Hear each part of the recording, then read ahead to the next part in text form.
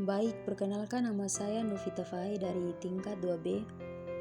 Di sini saya akan mempresentasikan tugas farmakologi tentang penyakit tuberkulosis atau TBC. Yang pertama adalah pengertian TBC. Tuberkulosis atau TB yang juga dikenal dengan singkatan TBC merupakan penyakit menular yang menyebabkan masalah kesehatan terbesar kedua di dunia setelah HIV. Penyakit ini disebabkan oleh basil dari bakteri Mycobacterium tuberculosis.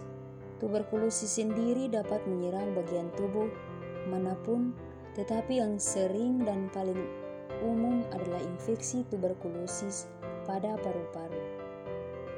Penyebaran penyakit ini dapat terjadi melalui orang yang telah mengidap TBC.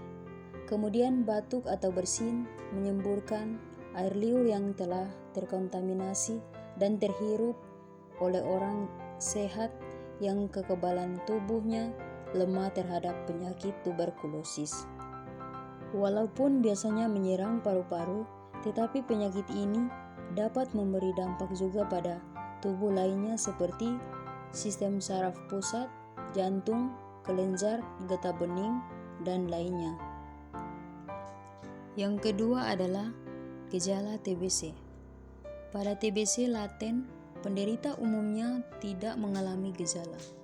Umumnya penderita baru menyadari dirinya menderita tuberkulosis setelah menjalani pemeriksaan untuk penyakit lain. Sementara bagi penderita TBC aktif, gejala yang muncul dapat berupa: yang pertama, batuk yang berlangsung lama 3 minggu atau lebih. Yang kedua, batuk biasanya disertai dengan dahak atau batuk darah. Yang ketiga, nyeri dada saat bernafas atau batuk. Yang keempat, berkeringat di malam hari. Yang kelima, hilang nafsu makan.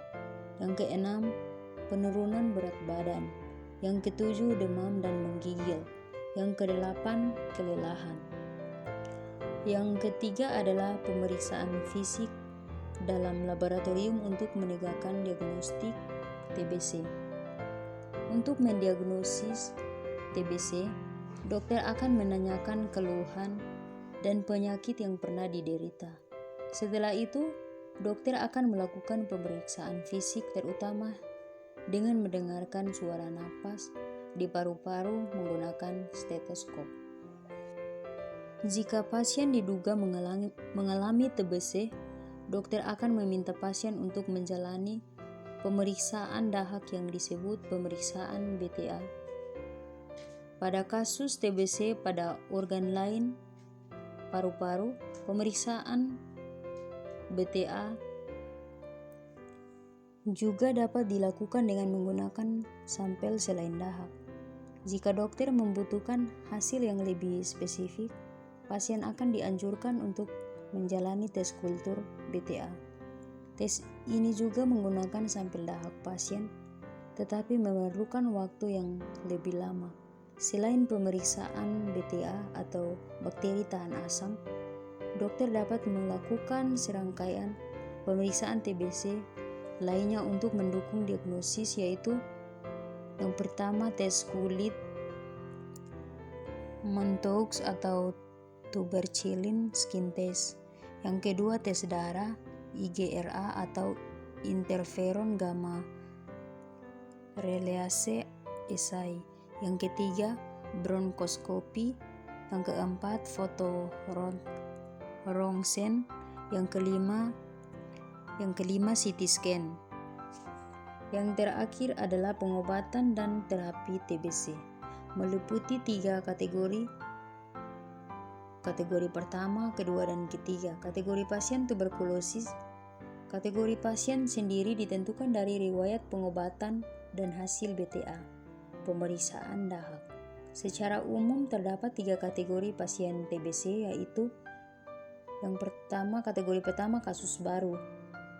Pasien dengan BTA positif tapi belum pernah mendapatkan pengobatan anti tuberkulosis selama kurang dari 4 minggu atau BTA negatif dengan TB ekstra paru atau infeksi bakteri menyerang organ selain paru yang berat.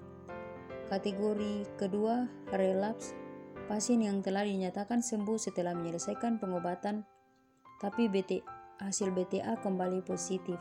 Kategori kedua, kasus gagal, pasien dengan BTA tetap positif atau kembali positif setelah pengobatan selama 5 bulan. Kategori kedua, pengobatan terputus, pasien yang telah berobat tapi berhenti dan kembali dengan keadaan BTA positif atau hasil radiologi menunjukkan status TB aktif. Kategori yang ketiga, pasien dengan hasil rongseng positif dengan kondisi TB ekstra paru ringan. Sekian dan terima kasih.